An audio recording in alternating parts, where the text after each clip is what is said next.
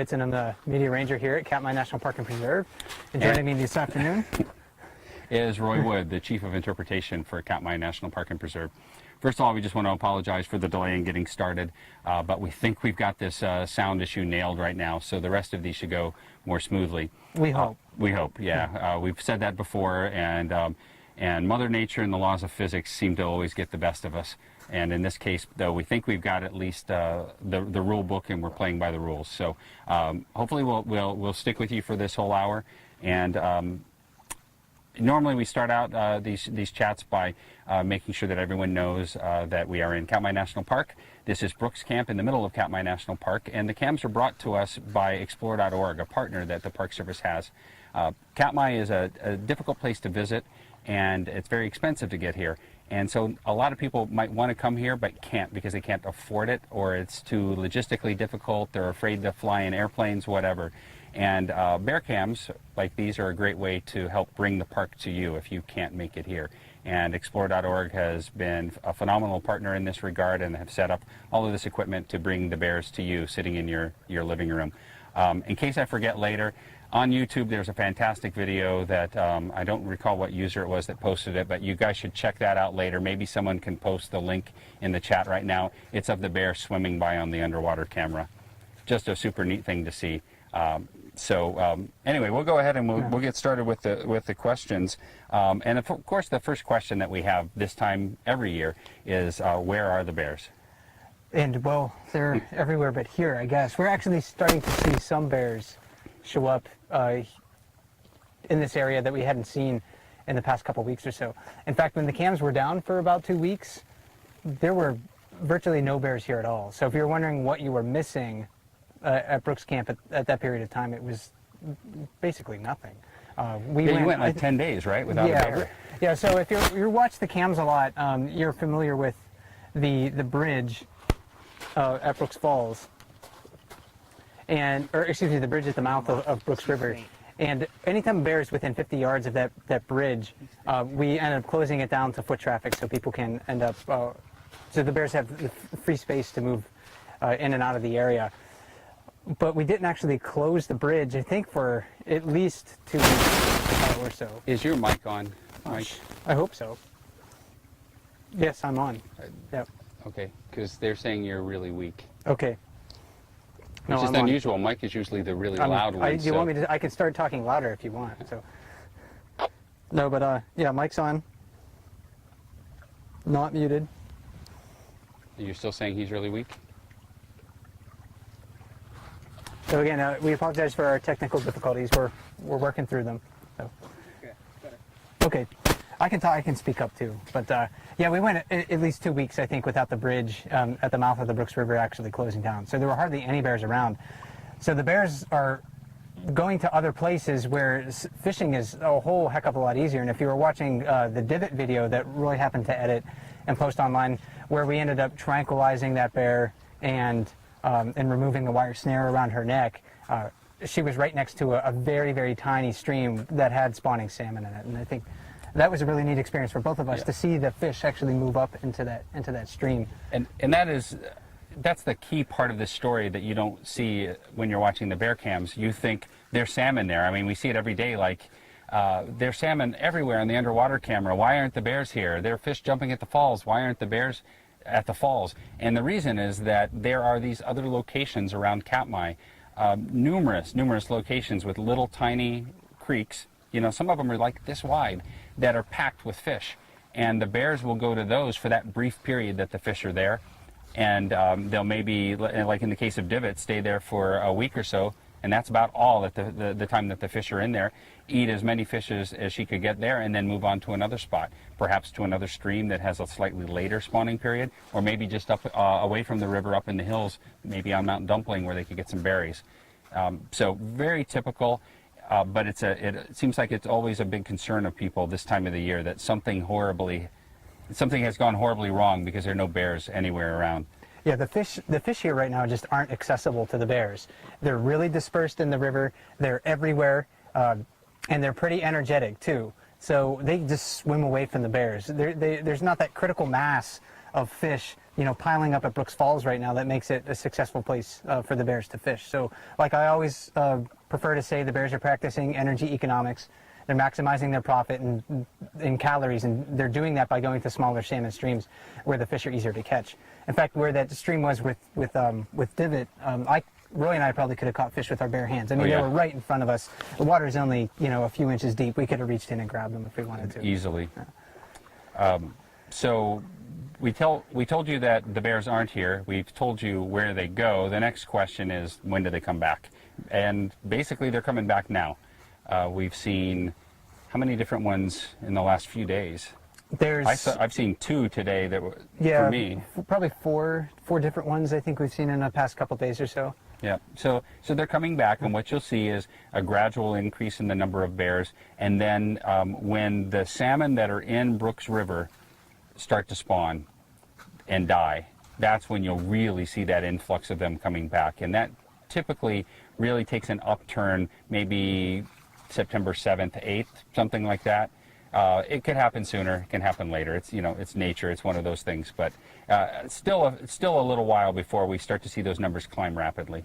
And the numbers of bears will continue to increase here until the end of September. So Yeah. it really seems like end of September, early October is the peak number of bears here in the fall months at least, and then it'll slowly drop off until November. And we hope that the cams will be running all year, so we'll be looking for that very last bear sighting. Yep. And that'll be something interesting to see which bear it is and what date that happens to be. Yeah. The introduction today got all discombobulated because we were trying to worry about the sound, and it just occurred to me 2 things. One, we forgot to say, as we were actually live on camera, if you have questions, post them in the explore.org chat window, which is beneath all the icons for the various webcams.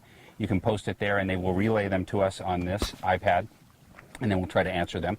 So that was one thing that I neglected to explain clearly as we started. Yeah, it's his fault, not mine. I didn't forget. I knew all of The that. other thing I wanted to say was, where are we right now? If you're watching on the lower river cam, I believe they still have a shot of us. You can see that we're out on the gravel bar, which is the area out by the lake that the bears tend to pace back and forth on, and then go out in the water and catch a fish and bring it back in. And we'll move the camera around and show you a few other things here a little bit later in the chat. But we are out on that gravel bar right now, and we may have to pick up and move. We've got our radios on, the volume is low, and if a bear is coming either from that direction or from this direction over here, we'll have to pick up and move out of the way and let that bear have access to the river and into the fish. So don't be alarmed if that happens. We've got rangers in various locations here, and we've got good escape routes in every direction, but we will have to pick up and go if a bear comes. So the bears that we've seen coming back, this is leading us into the next question. The bears that we've seen coming back all seem to have much darker coats, and so the question is why? Why do they have the darker coats? Yeah, we were kind of wondering about that before the chat, and I don't know if anyone has scientifically demonstrated the reason, but we were kind of hypothesizing probably several reasons. They could get bleached out by the sun, and I think they get worn down. Yeah. We were discussing how bird feathers tend to maybe not be as bright or vibrant after the breeding season because they're not concentrating on necessarily growing new feathers. So bears, of course, in the springtime aren't concentrating on growing new furs new fur coats. The bears that you'll see in the springtime with those blonde coats, that's the same fur that they're going to have on right now. It just is much more worn. Yeah, my feeling is it just grows in, comes in dark and luxuriant like that, or darker. It's not always dark, because there are some bears that are fairly light anyway. But then over the course of going in and out of the river, God, I mean, I wonder, thousands, hundreds of thousands of times, in and out and sitting in the sun, and it just wears out. It's just an old, worn out fur coat that when we see them in the spring is very faded and tattered, and it's starting to slough off and during the shutout period in July. And what we're seeing now is the fresh coat. There aren't 2 coats, as Mike said. And bears tend to darken with age too. That's not to say that all adult bears are dark bears. There will be some bears here in the fall who are adults and 10, 20 years old or more, and they could have fairly blonde coats. But many of the bears, they tend to be really, really dark as they age, especially adult males too. So if you've seen a really, really, really giant bear, just a hippo floating around in the water, and it's very dark, it's a distinct possibility it could be an adult male, but not always. there's a question here about the nutritional value of salmon. You know, we keep talking about the salmon being spawned out and that that they're going to die, and so, you know, what is the nutritional value of these? Are they still good for the bears? And we talked a little bit about this in the salmon chat last week with Troy Hammond, and when the salmon first arrive in July, their flesh is red and they're very oil rich, so there's a much higher fat content in them, so more calories per fish back in July. By the time you get to this time of the year, there is much less of that oil in them. In fact, the flesh is very white. I was looking to see if there was... I don't think we have any flesh next to us. There is some out here, okay. but there's a head it's too out far there. out for us to go get. There's I would get a that if I didn't have shoes on. head, but it's very white. Tim can go out. It's very white, very soft flesh in comparison, and it is not as fat rich, so it's not as nutritious in that regard. But it still will fatten them up. Oh, Tim, you don't have to go get it. It'll be disgusting. Okay. Yeah. there's not enough soap in camp to clean the stink off of you from a rotting salmon that a bear has rejected. And if you're hearing some background noise, that's one of the airplanes taking off. So once that gets going, it'll be a little quieter, but for the moment it can be a little louder. It's pretty noisy when it's preparing to take off like this. As soon as it gets behind us a little ways, it'll quiet off pretty dramatically. So the spawned out salmon don't have the rich fat content. They don't have all the eggs, and so they are going to provide fewer calories. But one key thing to think about here is that they don't put up much of a fight. They don't run from you when they're dead, laying on the beach. So you have to expend relatively little energy to collect a bunch of fish during that time of the year. So it probably works out okay in the end. Otherwise, the bears wouldn't still be doing it. They would find some other source of food. Yeah, and they're certainly not chasing the fish, maybe half-heartedly. It's actually going to be really rare as the season progresses to see a bear really giving a good charge into the water, chasing after a fish. And that would be actually pretty common at the beginning of July when the bears first start to show up and they're really, really hungry. So they're better fed at this time of the year. They're maybe getting less calories per fish, but they have to work a lot less to catch each fish. And even the bones in the salmon actually soften. So I'm going to hold this away. Roy has a bit of an aversion to stinky fish, but this is a bit of a salmon carcass right here. This looks like maybe a female. It doesn't have like the really, really big hook shape mandibles that a male happens to get. Yeah, we can maybe get the macro on this. And it does stink, by the way, so... Yeah, you raise it up just a little bit, back a little bit, so you're not in the shadow. There you go. Okay. So yeah, hopefully everyone can see this really well. So this looks like a female torn apart by a bear. Bear probably ate the brain. That's a pretty fatty place in it. Their bones soften because their jaws happen to grow and elongate as they reach their spawning sites. And you might be able to see these really big teeth that they actually have on there. And I'm sure Troy probably talked about that last week. We did talk about razor sharp teeth. Yeah, really, really sharp teeth. Not to feed, because they don't feed once they re-enter freshwater, but to fight one another for spots to lay their eggs if you're a female. And if you're a male, you're going to fight other males for access to females. So I'm going to throw this down. I'm going to have to wash my hands afterwards. I'll be sure to handle Roy's backpack, you don't get so to he touch. takes that back Don't in get his to touch cabinet. any of my stuff. But yeah, it is pretty ripe. And you can tell us if we get back in frame since we maybe moved a little bit. Okay. All right. So now we're good. Yeah, I think we've answered that one. There's a callback question to, you mentioned Divot and the snare, the wolf snare around her neck, and how is she doing? We've gotten a couple of really good glimpses of her as she's come back through camp in the last week or so. I know she was there last Saturday. Was that her last visit? Let's see, I went up to the head of the Brooks River, and I'm trying to remember what day that was. I didn't bring my notebook with me, but it was last week sometime. I think I rode up in the evening because there were some reports of her fishing up there. And I saw her, and she looked actually just like a normal bear, normal healthy bear at this time of the year. You could tell that she had a ring around her neck, but I didn't see anything oozing. I didn't see like a giant, flesh wound. Some of the photos that we took of her right after she was tranquilized and we removed the snare, you could see sort of like the really just kind of gross.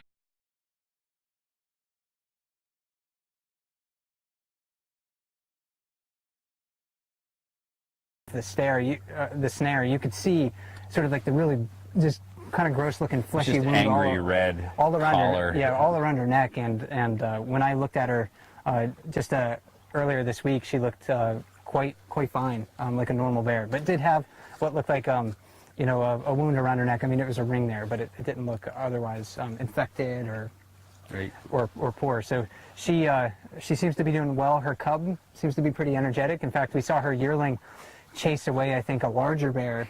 And sometimes cubs will do that. They can, in a sense, maybe assume a higher place in the hierarchy because mom has their back. And they know that. They'll start chasing after another bear, and another bear maybe isn't running from cub, but they're looking behind the cub and be like, oh, there's a big mean mama bear behind that, and they'll happen to take off. So the cub is doing really well too. I posted some pictures last Saturday of her when she wandered down the beach, and she looked great. And you can probably go down in the basement, or maybe somebody has found the photos and can bring them back up and repost them. There was a great shot of her. Just you could see how good her coat looked and how fat she's looking. And then there's that not so great shot of the cub with the tapeworm hanging out of its hind end, which was super popular with some of the people who were trying to have dinner at that time. I guess I wasn't very considerate at the time I posted it. Yeah, we could even go with the even grosser story if we wanted to ruin some of Oh, the I story shared right that with him Okay. too. Yeah, and the grosser story he's referring to is how the cub just before that shot was seen to reach around and tear off part of the tapeworm and eat it. So bears are bears. Turnabout. Yeah. You know.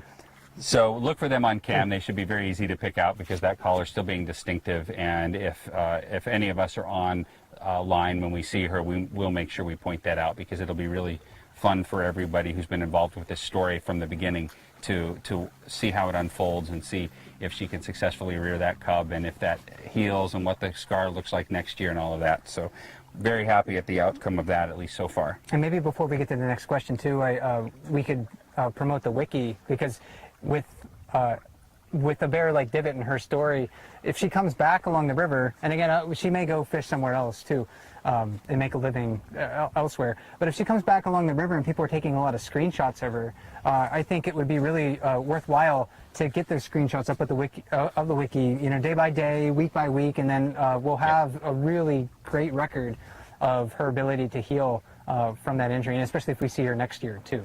So I can't remember the exact link for the wiki, but someone can post it in the chat or comment stream on explore.org, and we can get those photos up for everybody.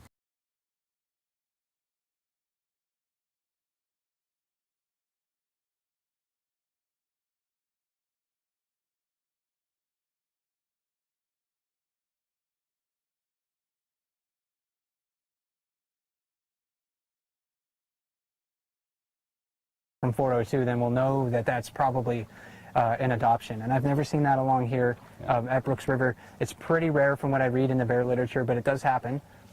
So I'm very curious to see. And this would be, you know, the next 2 weeks would be the weeks to look for Holly. When she comes back, she should be a hippo.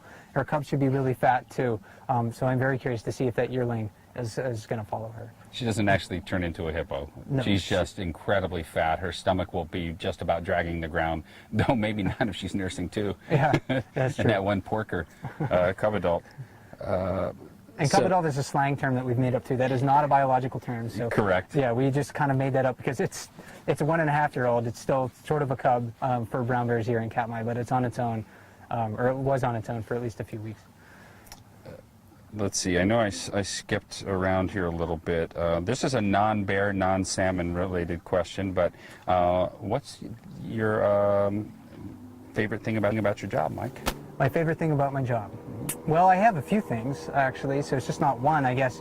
I really enjoy, of course, talking to people about bears, giving them meaningful experiences, and I think that really that's my job in a nutshell. And Roy, I think, would agree with me that we're really trying to give people good experiences here at Katmai. We want to protect the resources, so that doesn't mean if somebody's good experience is to come out here and just start spearing fish, we're going to let them do that, of course. But we want people to have meaningful experiences, to be able to connect to the resources of Katmai, the things that really make this place special. I also enjoy the opportunity to really live in the middle of a spectacular national park. One of the reasons that I became a park ranger was to actually live in national parks and get to know them really, really well. And I feel fortunate that I've been able to go to different national parks over the course of my career, the past you know, kind of 13 years that I've been working off and on for national parks and get to know them really well. And I think I have a fairly intimate knowledge of Katmai by this point, since I've been working here since 2007. So those things, for me, are just really tremendous aspects of the job. I would agree with those. I also really was drawn to the national parks as a way of living in the parks, and to use this park as an example, if you want to come and spend time here in July, you only get 7 days. That's the maximum you can have staying in the campground here.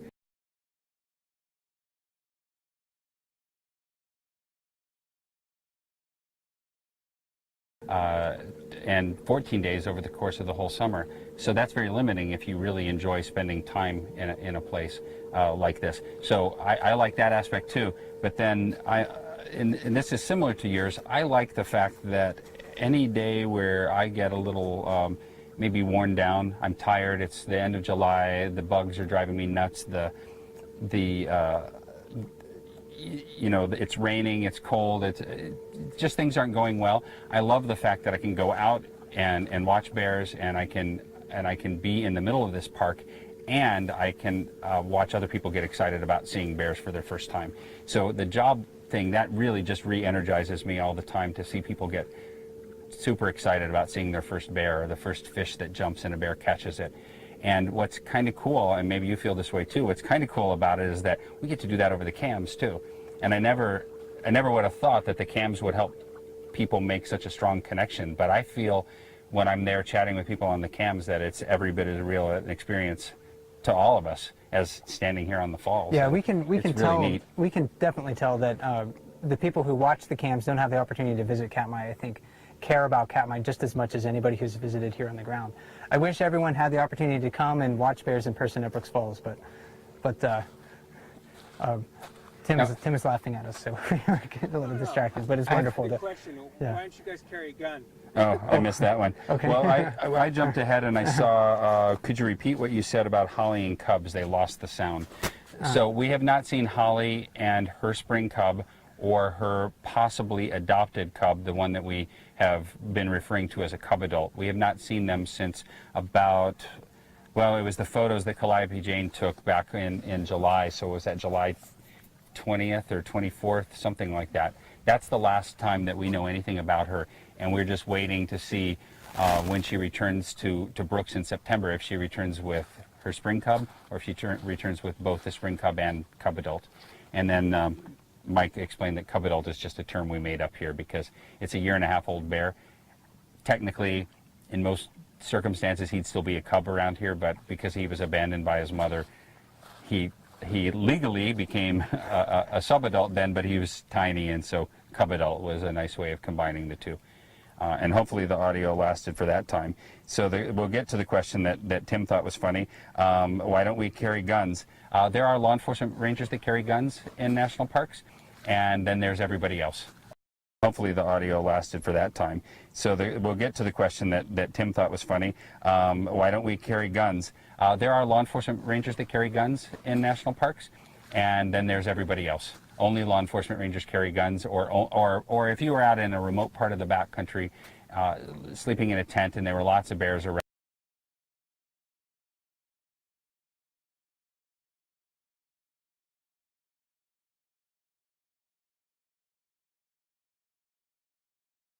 Here at Brooks Camp, there have never been any serious injuries with bears.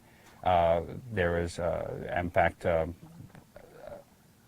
won't remember the exact years. You probably remember the years, but there was the bite and the rear end. That was 68? 66, 66 yeah, I just in the reread that, campground. yeah. Somebody was sleeping in the campground. We won't go into all the details. Got bitten in the rear end.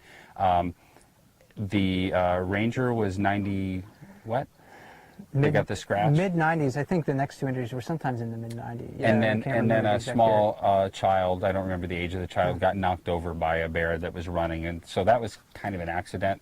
The other two may have been somewhat aggressive, or at least playful to the point of being injurious to a human. It's hard to say sometimes when it's a younger bear if it was an aggressive act or you've seen them fight around here, and at least in one case, the bear appears to put its paw on another ranger's hand as this person was holding onto a tree. So we don't carry guns because we don't have the training for it. We don't have the authorization to do so. We don't even have bear spray on right now. And you don't have yours on, do you? I hardly ever have mine on either, because the bears that we see here around camp are so used to seeing people that they're not being surprised by us. And when you take away that surprise factor with a bear, you take away a lot of the circumstances that result in a bear feeling the need to protect itself or its food or its young. And so we rarely surprise bears here, because I swear they know us as individuals too, just like we know them as individuals, because, you know, like how some of them would give Imes a wider berth. Imes was a bear tech that worked here a few years ago. So that's why we don't have them. Let me make sure I'm not missing anything else here. And if we, you know, I guess I should back up and say that when I end up going hiking a lot on my own, I do carry bear spray with me. Yeah. Because a person hiking alone probably is at the greatest risk of bear attack. You don't smell as strongly as a big group of people. You're not as noisy as a big group of people. Especially if you're bushwhacking, it's easier to surprise bears. I try to avoid areas where there are lots of bears at certain times of the year. Don't smell as strongly as a big group of people. You're not as noisy as a big group of people. Especially if you're bushwhacking, it's easier to surprise bears. I try to avoid areas where there are lots of bears at certain times of the year. There are streams that I'll go walking along in June, for example, or May, before the salmon happen to arrive, but I'm not going to go walking along those streams right now, just because there could be a lot of bears. So it's important to sort of behave, I think, in predictable manners around these animals and avoid areas where they happen to be concentrating. Of course, it's impossible here at Brooks Camp. So we try to emphasize that people, when they happen to arrive, to behave in certain ways around these animals, because when we behave predictably around the bears, they can learn to behave in a somewhat predictable manner around us too. But I'm always reminding myself as well that each encounter that I have with a bear is a unique situation. So just because I have seen bear number 410 hundreds of times, and she's a very habituated female, habituated to the presence of people, just because I've seen her for hundreds of times, that doesn't mean that I can just waltz up to her like I did last time and she'll just go about her business. I really have to be carefully watching that bear for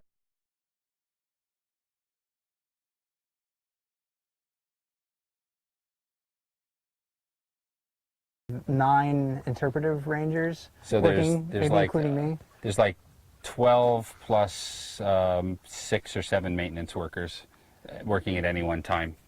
So there's a fair number of people around. We are all plugged into radios, and that's very helpful too. That, you know, we know when a bear's coming in most cases, and we can give it its space. And I also take my bear spray with me when I go away from Brooks Camp, but around here I tend to not do it unless I know I'm going to be doing something, like we're going to go try to move a bear, for example. Then I'll have my bear spray with me. But just walking over to the lodge, I don't do it. And that's really no different than the visitors.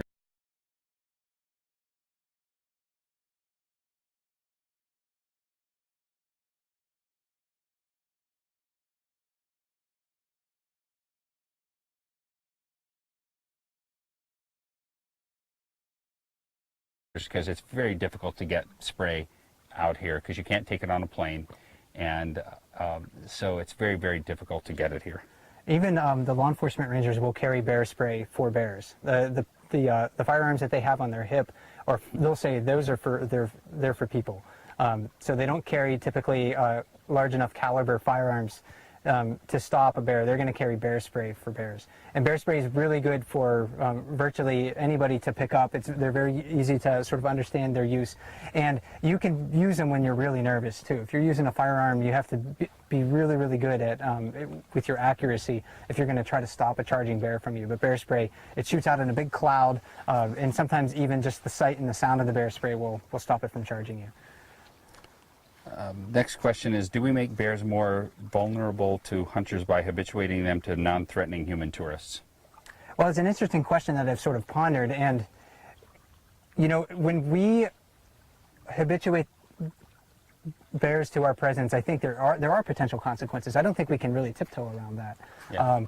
Bears that are here at Brooks River and they get really used to the presence of people, some of them do wander outside of the park, and we know that divot wandered outside of the park. She was seen here July 12th. She was seen outside of the park boundaries on the Naknek River. What day was that? The 24th or something of July. Yeah. So within just a few days, she was outside of the park. And if they go to an area where they're near people, they could just be wandering through someone's yard.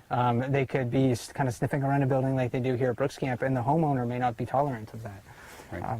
So that's a potential consequence. It could be easier to hunt too, if they wander outside of the park and they're not wary of the presence of people. And that's, yeah, I don't think we have any science we can go to on that people haven't studied this to see if that bear and that bear and that bear are now more likely to be hunted, but you would expect that that would be the case, because anything you do that makes them less wary of humans is going to make them less wary of all humans, whether those humans have a 600 millimeter lens or a gun. But we should also point out that the likelihood of the bears that you see here on the cam ending up in an area where hunting occurs is very slim, because the hunting areas are not, you know, like at the preserve that's in the north part of Katmai National Park and Preserve, and other hunting locations. These bears are not as likely as other bears in the park to make that longer trek to get to it. Divot didn't have to go very far to get to where she was snared, but we don't see, for example, Otis, you know, sitting in my hot tub back in King Salmon, staring at the water. Yet. Not yet. Yet. There is an Otis question, like when does he typically come back in September? You know, I can't remember. I think he's kind of like a first week of September bear, perhaps. I'd have to go back through our data and take a look. But. And then they also asked about 469. 469 every year but last year was pretty much after camping closed, so very end of September. So don't even worry about not seeing him until October. And if you haven't seen him in October, then perhaps there's a problem. And we didn't see that bear in the fall last year, if I remember correctly. Correct. Yeah. So yeah, he kind of flip-flopped last year. He was a July bear instead of a fall bear. So still looking. May come back, may not. We'll just wait and see. Some of the cam ops asked if you might wave hi towards the lower river cam. That's a question we can do pretty easily. So we're waving, and that's Tim. Tim in the pink. In shorts. That's his official uniform from Southern California. Yeah, he lives in every Californian that comes up here looks like that. So let's see. I'm going to try to get some more, if there's any more bear questions here. No, we've actually jumped to non-bear questions for a second here. We got the hi in. They want to know a little more about the volcanoes in the area. For that, why don't I step over here so I can... Okay. Yeah, we can point towards I can point Mount the Mcgee. direction that they are, but you can then just barely we can see Mount Mcgee over there, and I can talk about that. If I can. So we're gonna pan a little bit away from me to show you. I think we'll just barely be able to see Mount Mcgee, which is one of the more beautiful volcanoes that we actually have in the park. Yep. So go ahead and you can go stand. Yeah. So I'll try to stand in the camera's view one more time here. So Roy's behind the camera. He's going to tell me if I'm in the right place. But Mount Mcgee is a stratovolcano in the park, and if you're familiar with volcanism across the world, there's many different types of volcanoes. We have here in Katmai, a very common type of volcano that we have is a composite or stratovolcano, and they are volcanoes that are composed of many. No, I'm going to try to point and see if I can. He's going to try to point. Okay, I thought he was pointing at me. It's like right under my finger there. It is so faint in the camera, you can barely make it out. So composite volcanoes are, just like they're described, they're composites of many, many different lava flows. So they're just not one lava flow that, or one eruption that builds up this giant mountain. It's many eruptions over thousands and thousands of years that help to build these big, big volcanoes. And Mount Mcgee actually has, what is it, Roy, about 4 summits, I think, on it, and they're all glacially clad. One of them actually has a small pond that's very acidic. I think the last time it was tested, or maybe if I read correctly, it's maybe about pH 1 or 2, so it's a pretty acidic place, not a nasty place, not a place that you'd like to take a bath in. So Mount Mcgee does steam. Mount Martin in the park happens to steam. There's on Mount Griggs in the Valley of 10,000 Smokes, a giant fumarole that you can hear from miles away. Water is seeping down deep enough into that volcano to become superheated and be shot back out of the earth. So to make a long story short here at Katmai, We are on the northern end of what has been called the Ring of Fire that rings the Pacific Rim, essentially. So you can find volcanoes all around the Pacific Ocean, going up through South America, through North America, up into Alaska here and into Russia and Japan, and all the way down into Southeast Asia. And here at Katmai, we have these volcanoes because the Pacific Plate is subducting or diving underneath the North American Plate. And as that plate happens to dive down, it brings water down to it. That water acts as a flux to lower the melting point for the rocks underneath the Earth, and eventually a lot of that magma comes up to the surface, and we have our volcanoes here. And some of them happen to produce just sort of slow oozing lava flows, but some of them, like the most recent large eruption in Alaska, happen to be very violent and produce massive quantities of ash getting thrown up into the air, and they form pumice as well too. So pumice, by definition, is a rock that floats on water, and we have this all over our beach here at Brooks Camp. And I think this is one of the things that I love to do quite often. And I'm going to throw it next to our log right over here. Oh, I missed it. Oh. I was focused on the wrong part. But okay. You can see if Mike steps away, his shadow out of the way. My shadow's in the way. Okay. You can see the rock is floating. So pumice is a really interesting rock because it's very foamy, it's very frothy. This has the same composition chemically. This piece of rhyolitic pumice, the same composition chemically as a piece of granite. Now, granite, as you know, is very, very dense. It's very, very heavy. It's very, very hard. But the crystals that you can see in a piece of granite, they grow sometimes over many thousands of years. Sometimes those crystals and those minerals, to get to the size that we can actually see them, they may take hundreds of thousands of years, if not sometimes maybe 1,000,000 years or more to actually grow. So I think when you see a piece of pumice that floats on water, that's the same chemical composition as a piece of granite, that is an amazing example of just how violent these volcanoes are. This is essentially kind of a piece of boiled rock. As the magma ascends to the surface, the dissolved gases that are in this rock, the carbon dioxide that's in there, sulfur dioxide, and especially water too, those things are coming out of solution, and they're really just expanding to maybe 1,000 times their original volume when they were underneath the surface of the Earth, and just ripping the rock to shreds. So that's why volcanic, very violent and large-scale volcanic eruptions can send ash up into the atmosphere many, many thousands of feet. With the Nova Rupta eruption here in 1912, I think it was closer to 100,000 feet. 100,000 feet. That that ash got sent up into the atmosphere. It's insane. 20 miles. Yeah, 20 miles, and the ash cloud went all around the world because it's just microscopic bits of glass, fragments of rock way up high in the atmosphere. But then we have some larger pieces that happen to fall down to the earth. These pieces of pumice, and we can see these things floating in the water. So that's a fascinating thing. If you happen to come to Brooks Camp, step off of your plane, grab a piece of pumice. Don't take it with you, please, because we need to save these for the next people that are coming. They want to see this too, but we'll want to. You can definitely toss them back into the water. And you want to throw it out in sort of beyond where your head shadow is. Okay, beyond where my head shadow is. Yeah. All right. And you can enjoy the show. This is one of the really neat things to watch here at Katmai. Rocks that float. That's great technology, floating rocks. Speaking of technology, Tim, they want to say hi to you, so step on out there by Mike. So this is Tim from HD on Tap, the guy who designed and installed and put together all of our bear cams and fixed them last week for us, and fixed our sound today too. Yeah, I don't think we would have gotten the sound working without Tim's help. So we're really grateful for his knowledge and experience coming up here. He was the one who hiked up with me to Dumpling Mountain, to the top of the mountain in just the a rain, few days in the ago. fog, in the fog. Yeah, we couldn't see anything when we got up there. So, when people said, thanks to the Rangers for fixing the cam earlier this week, I didn't actually do anything except kind of sherpa some of Tim's gear. So he was the one up there that was troubleshooting everything and helping us out for that. And limping back down the mountain, yeah. So Tim, we have two questions for you. First one is, can bears overeat or get sick from eating the wrong things? That's a good question. I'll turn to you, Mike. The other question is, what are you doing for the 98th birthday of the National Park Service on Monday? If I'm not home, my wife will be upset, so I'll be at home watching it. That'd be a good place for it. So, I don't. There are no questions that have popped up specifically about the cams yet.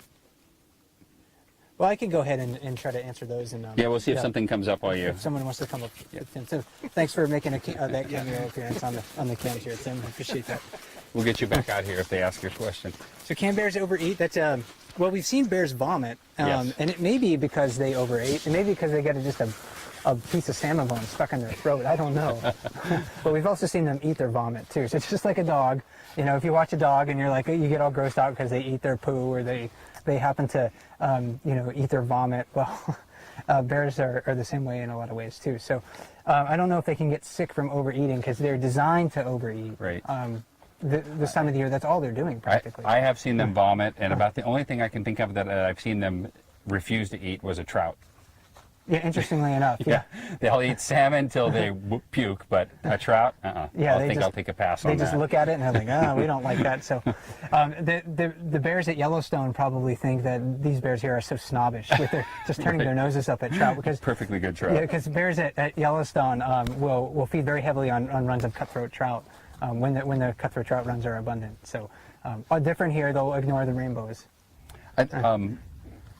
Back just very quickly to the volcano one. I think at some point, maybe if we detect a clear day coming up or over the winter, we'll try to do just a volcano chat and talk about that because there's so much more here. And the dumpling cam gives a phenomenal view of numerous volcanoes. In fact, 2 days ago, we were watching Mount Martin steaming pretty vigorously from the cams. It was spectacular. So we'll try to do that more later. And not always just be bears. Yeah, we both love talking about volcanoes. Yeah. We love talking about bears, but we'll fill your ears with volcano talk too. There was a question further back that I had forgotten to get to, and that was what other animals might we see on the cams other than bears? Well, you'll see lots of birds. We have several different types. Reflection. Several different types of gulls in the area, and I can hear them now. You probably can't. We have magpies that are seen. We have eagles, bald eagles that are seen. As far as other furry things, we have fox, wolves occasionally. It's not inconceivable that you might see otters or a wolverine. Or a beaver. Minks. There was a moose that was during... Was the cam down that day? No, it wasn't down. I don't think people... If they just We just catch missed it. It Yeah, was they too just fast. missed it. I'm And, trying to remember. So Mike took a picture of it and I posted that. So there are other things that we can see. You might see more of those animals as the numbers of bears diminish in the fall. Certainly we saw more foxes after the bear numbers dropped in October. Yeah, and those fox, they hung around for many days. And we didn't actually... I don't think we saw fox all summer here. We'll see them in the Valley of 10,000 Smokes. We see them abundantly on the coast of Katmai. We'll see them in king salmon, walking around our trash cans and things like that. But here at Brooks Camp, it's pretty rare to see a fox within my experience, at least. So that was really neat to see them last fall. And lynx. We see lynx. Mm-hmm. And then, they're not commonly seen, but we do see them here, especially on the walk to the falls. That's where I've had the most luck seeing them here. As we were walking out to this spot on the gravel bar, there were wolf tracks that were on the gravel bar, and we were trying to find some that were really clear, and maybe we could point those out to you, but we didn't find any that would look like much of anything on the cams. You know what we should do? While I'm thinking of it, you should go to over there. The belly hole? Yeah, go to the belly hole. Okay. So Mike's going to take a walk over, and I'll stay here till he gets closer to it. This gets back to the overeating aspect of bears. They will eat and eat and eat, and we talked about how Holly is hippo-like and how her stomach is going to be dragging the bottom, and Otis gets really fat, and 747 gets super fat. And when you've got a stomach like that, when you're just bloated and your belly is dragging the bottom, if you want to go lay down, you don't have a lot of options unless you make your own bed. And so what Mike is doing is going over here to what we call a belly hole. I have to, I think, adjust the iris a little bit here. So Mike is in a hole. Can you see him? Mike is in a hole that a bear has dug. in order to lower its belly into the hole and be comfortable. You know, if they want to lie on their stomach, there would be a lot of pressure. So you can take it now, Mike. Well, I was going to say that it actually kind of stinks over here like a bear that's been eating salmon. So I don't know how long I'm going to want to sit here. So are you saying you're enjoying it, or are you well, about enough? Not quite. So to give you an idea on the size of this belly hole, how big are you, Mike? How tall? I'm about 5'7". You should have said like 7'2". Okay. Or something like that. Well, I'm really massive. I may not look very big. I'm like a black hole. I weigh like 400 pounds. So. But so what was it, Mike? Sorry, 5'7"? So what's the extent of the belly hole? Just so it's at least probably 2.5 feet wide, I'd say, for sure. And that's it's about this wide here, and then from back to front facing the camera, it's a little bit wider. So it's closer to 3 feet or more from my back to my front. And belly holes, they will dig just to take a nap for a little while. It's not like a den. It's not something they come back to every day. It's not something that they will fight and defend vigorously. It's just almost like when a dog just circles around and mats down the grass, only they have to go one step further and dig out a supportive bowl to put their really rotund bellies into. And it really is difficult to get a sense of scale on how big the bears are when you're watching them on the cams, or even from the wildlife viewing platform too. I often have a real hard time just kind of envisioning just how big these animals are. But when you see them dig a belly hole, I mean, this is something that I easily fit into. And this may not have been necessarily a very large bear that made this hole in the earth. And we'll start to see the bears dig these features more and more and more as the season progresses, as they get fatter, and also as they get sleepier too. Come October, they're going to get more and more lethargic. They're still going to want to be feeding as much as possible to put on as much weight before they go into hibernation, but they're going to start to get more and more lethargic at that time as well. So look for them to be digging belly holes on the gravel bar where the camera is right now, the camera that's pointed towards me, and also on the spit that's across the Brooks River from where I'm standing. That's another place where you'll see them digging a hole into the earth before they happen to take a nap. While and I'm you're going to get out of the hole. I mentioned den. Because it stings. Did you guys find any dens or look for any dens on your hike up Dumpling? No, we didn't. I mentioned them to Tim. Tim actually said he saw some when he was flying around setting up the cams earlier in the spring. But I didn't happen to look when I went up there just a little bit ago. So. Okay. So while he walks back over, I'm going to try to get re-aimed over here, or you can actually aim on me, Tim. So let's see. There's a question about DNA. Do we record the DNA of each of the bears? And we currently do not record the DNA. We did it a few years ago. We got nearly every bear that was known to be in Brooks Camp during that time. We got them either using hair snares or it might be overexposed. I don't know how it looks because I was adjusting the iris to make it work for Mike. There we go. So we use biopsy darts, which will penetrate and pull out a little plug of flesh. And we also used hair snares, which were set up on bear trails and would pull out a little bit of hair. And we did that in, was that 2006, 7? 7 was the last year that it was run, so I think 6 and 7. And we're hoping to start it again next year and do a similar thing, get some hair snares and also do some biopsy darts. And that's something we don't have to do every single year, but every few years, if you want to build out a family tree, it's really helpful to run that. And it's also a good double check for us because we think we're really good at identifying bears, but are we that good at identifying bears? You know, Ted we know we can get, Otis we know we can get because they have scars. But what about the other bears that you don't really know, you can't really tell the difference between them? And if you're not careful, you end up with something like the Wayne brothers, where you have two bears with essentially the same nickname.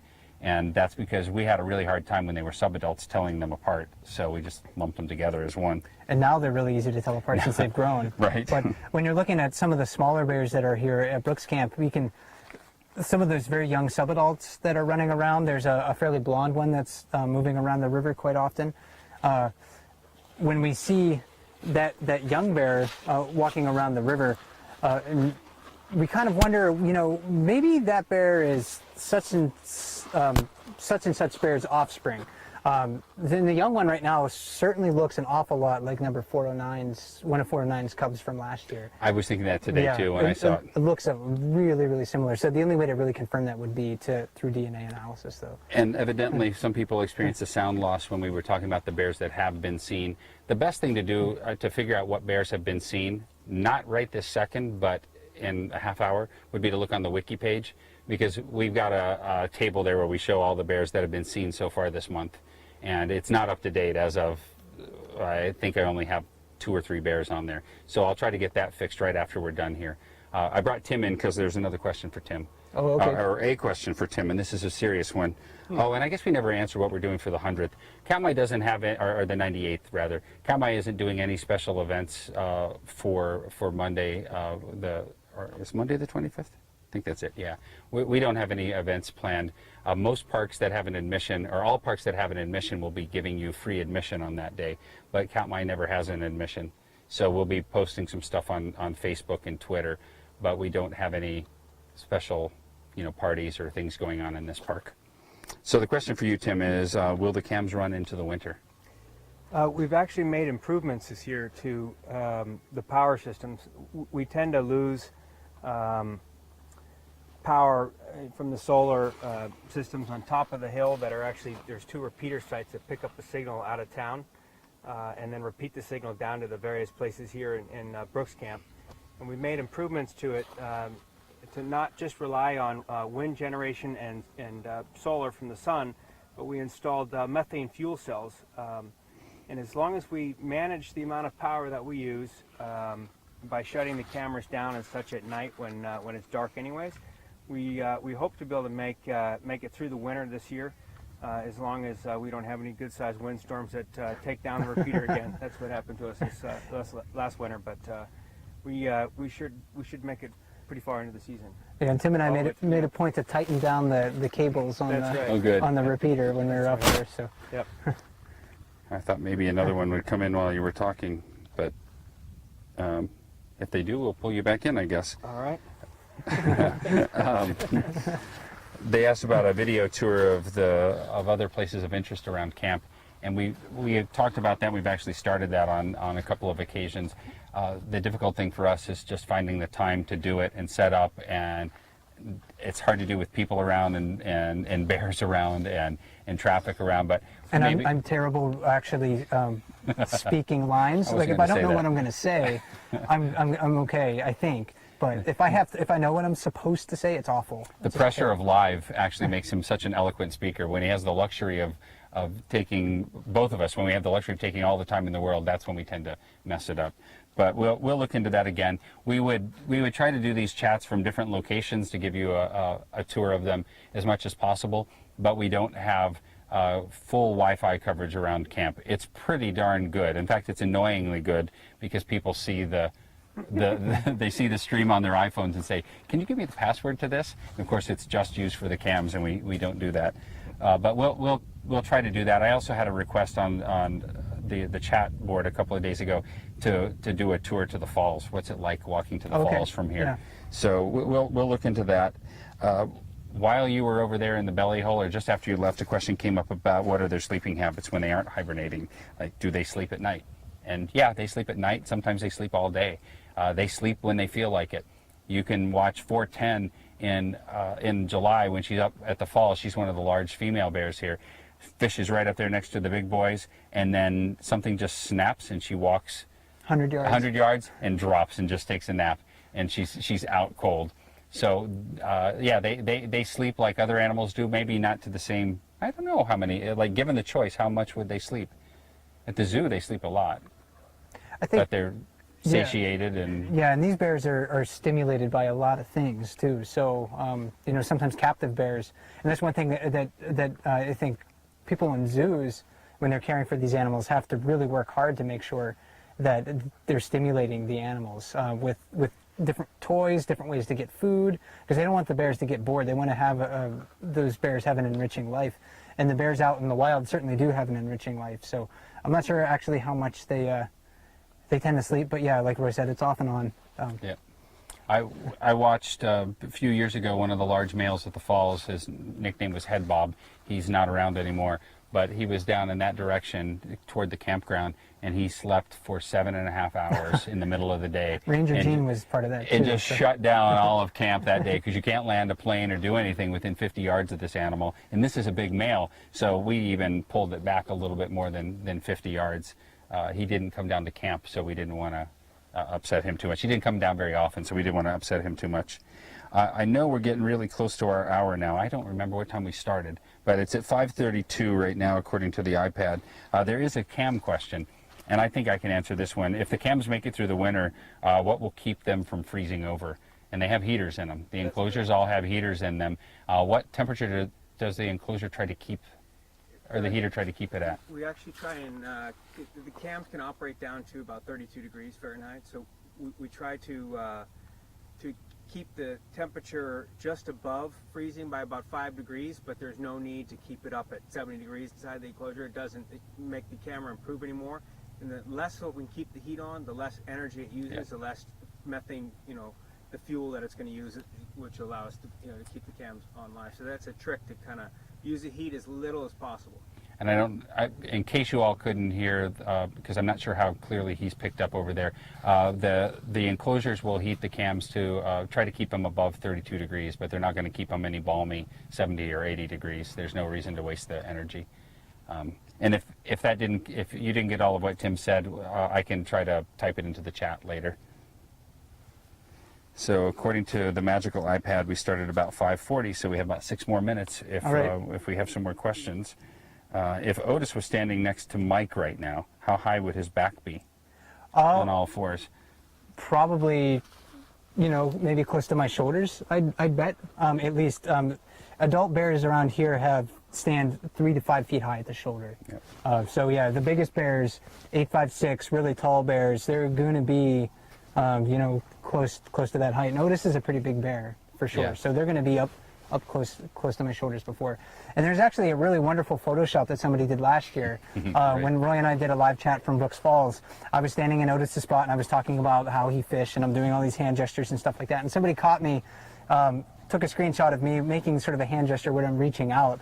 And then Otis came back maybe later that day or within a few days, and somebody got a screen capture of that same location and almost like the same frame, and they superimposed the two images on top of one another, and I'm standing right behind Otis. So yeah, if somebody can dig that out of the archives and put that on the wiki, that's something really interesting to see. So they're just giant animals. So when they're walking by, they're really big ones. They're going to be 3 to 5 feet at the shoulder. So it's going to get noisy here in just a second. This plane is landing. Let me see if I can get him the shot of the plane landing.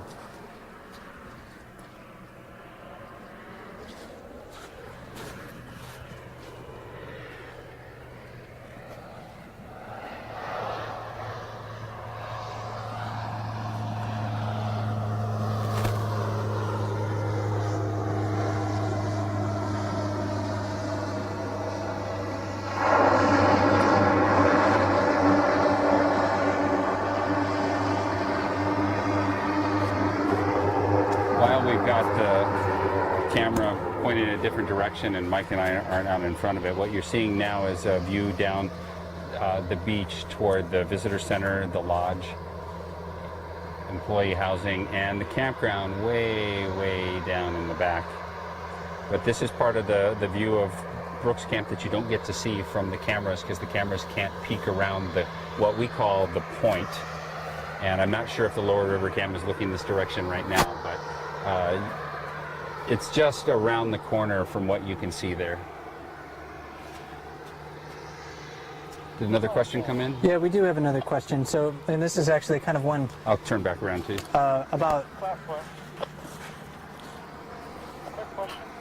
About the cams, if we have maybe any ideas about other cams. For example, a camera on the bus to the Valley of 10,000 Smokes. Well, that would be interesting, but there's currently no way of getting the Wi-Fi signal out to there. We could potentially put one, we'd have to set up a new remote system, at the Three Forks Visitor Center, or the Robert F. Griggs Visitor Center at the end of the road, for the Valley of 10,000 Smokes. That wouldn't necessarily be the most dynamic, I guess, camera. It would be a great weather camera. It would be great if there was a volcanic eruption out there to watch. Tim and I were talking about that the other day, how awesome it would be to watch a live streaming video of a volcanic eruption.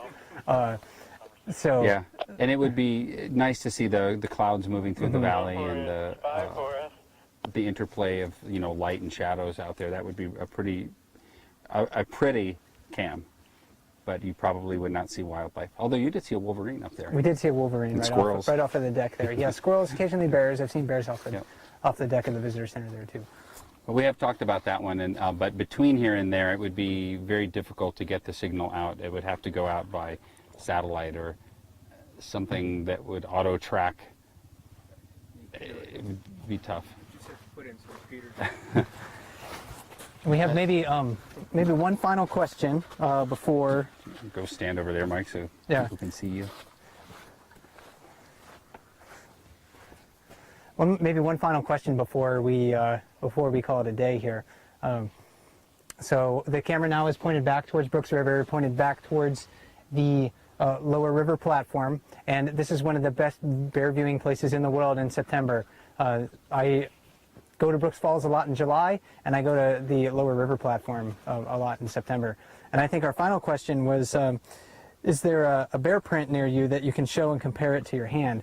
I don't have any really great bear prints right in the gravel here. However, we ended up bringing this down just kind of as an afterthought almost to kind of compare it. So this is a cast of a real track from an adult bear to give you a bit of a sense of scale. Just how big their tracks are, and we've seen bigger ones than this around here too. So don't think that this is the biggest that you'll see out of Brooks Camp or in Katmai. So some brown bear tracks can get much bigger. And I'd love to be a believer in Sasquatch and Bigfoot. I think that would be just amazing if we discovered a creature like that.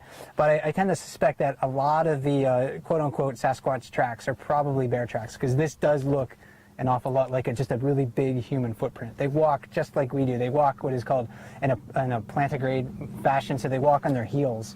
Other animals like cats and dogs are what are called digigrade, because they walk on their toes.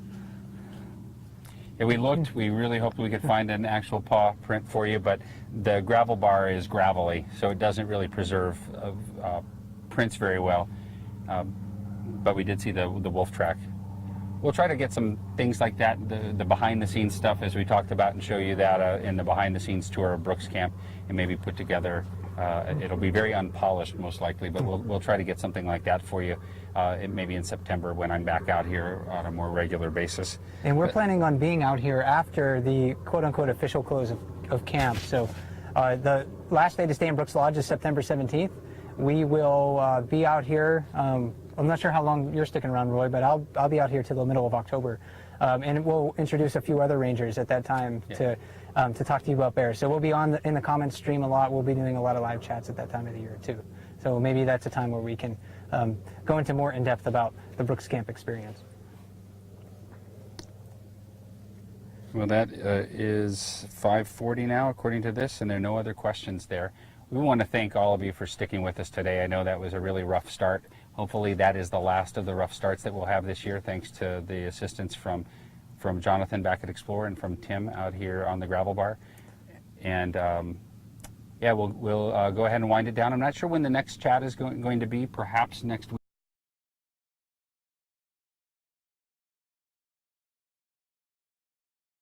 Perhaps next week sometime, but Mike and I will be on the chat boards talking with you, via text messaging as much as we possibly can. And until then, thanks again and happy bear watching. We'll see you soon. Yeah, we'll talk to you later. Thanks for joining us, everybody.